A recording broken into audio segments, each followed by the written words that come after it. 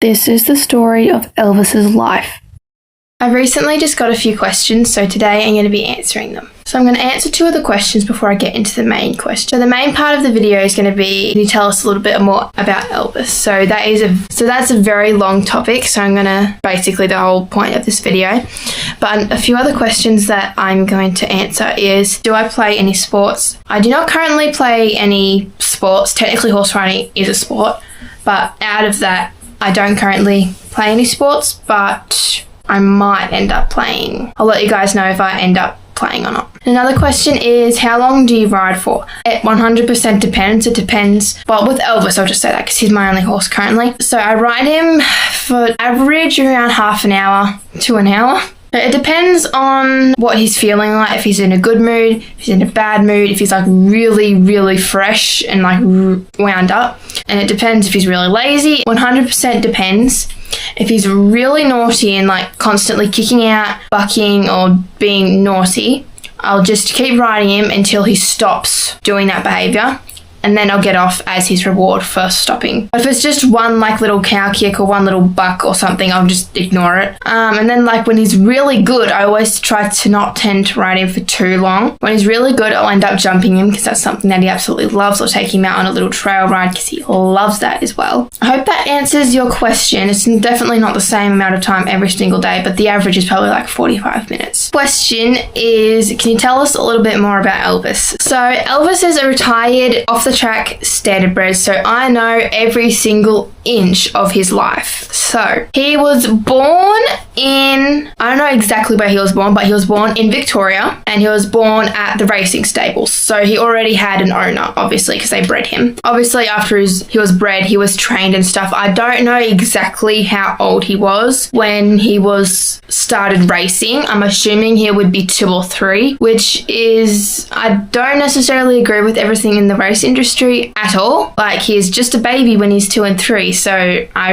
really hope that he wasn't started at 2 or 3, but the reality is he's probably was. So now I'm going to go over his placings and his breeding. So I'm going to read his pedigree. And his race name is Superstar Express, so you can look that up and his like pedigree comes up like that.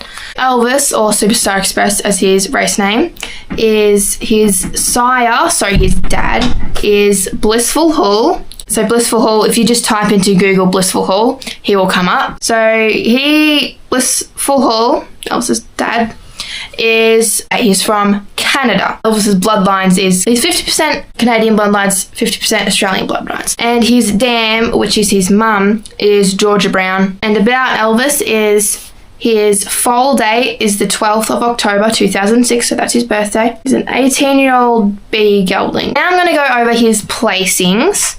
So he had 293 starts, which is how many times he raced, and he won 6% of the time and he placed 32% of the time. So he came first 18 times, he came second 28 times, he came third 47 times, and he didn't place 200 times.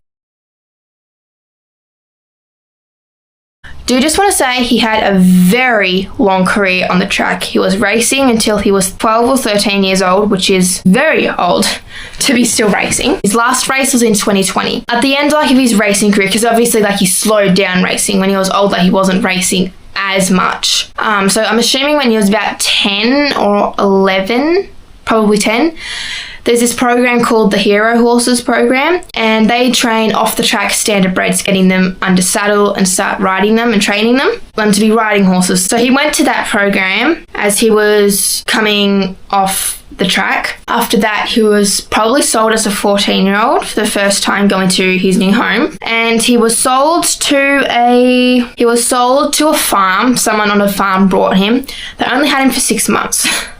And then they sold him. And then he was sold to a very fancy adjustment and was pampered hand and foot. And they only had him for only a few years. I think they had him for a few years or something, and then sold him. And then he got sold to the people that we brought him off. People that we brought him off, they were in Victoria. The reason they were selling him was because his daughter got out of riding. They had him for 4 years. So they had to pass him up and sell him. And still to this day, they are still messaging saying, how's Elvis going? going? How's he going? Make sure if you ever think about selling him, make sure you message me first. So I swear they want him back. So then they were sold to us, and we got up very, very early in the morning to go and hook up my horse trainer's float because my horse trainer was coming with me to look at him.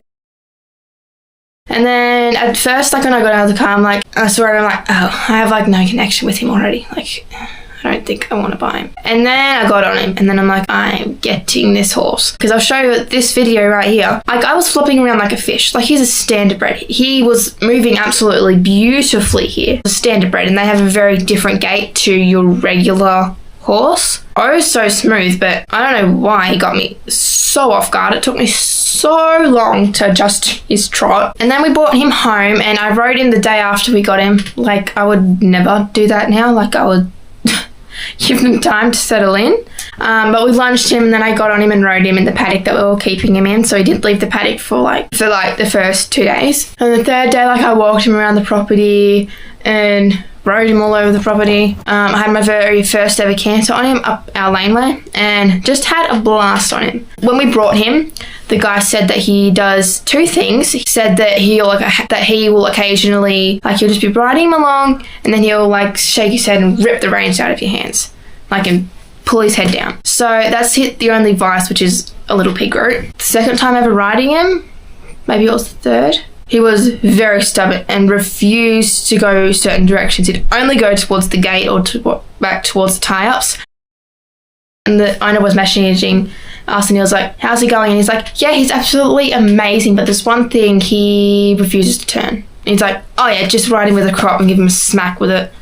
He'll be fine. It's nothing. I didn't have a firm hand back then. I was never taught to have a firm hand. I was taught to have the opposite at the time.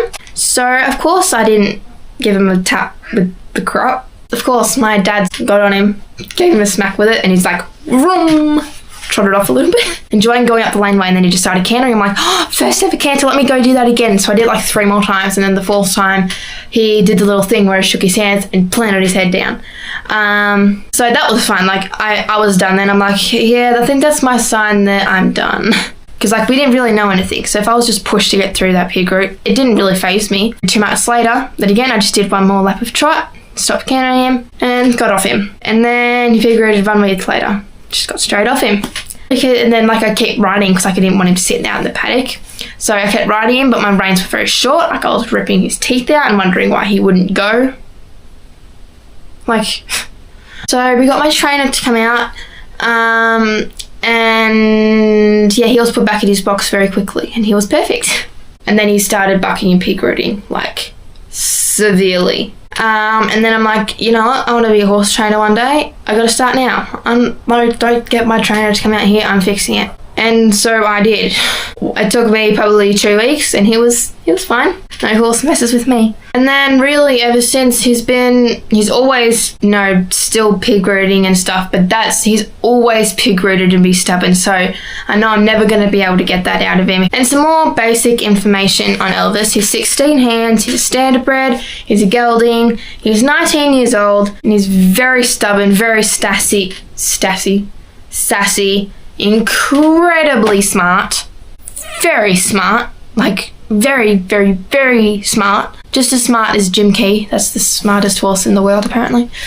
I did a study on it. He definitely needs a novice to intermediate rider, at least, because, yeah, he will take advantage very quickly if you give him a little bit of slack. And Elvis loves trail riding, and he loves jumping, loves chasing cattle too much, so I don't generally do it with him because he gets very revved up. There's one like cow that got out, and I can just like very quietly get it back to his paddock. I'll 100% do that. If I got around the goats up, 100% do that. Whole herd of cows, don't think so. So I hope you guys enjoyed learning a little bit more about him. I hope you guys enjoyed, and I will see you guys in the next video. Bye.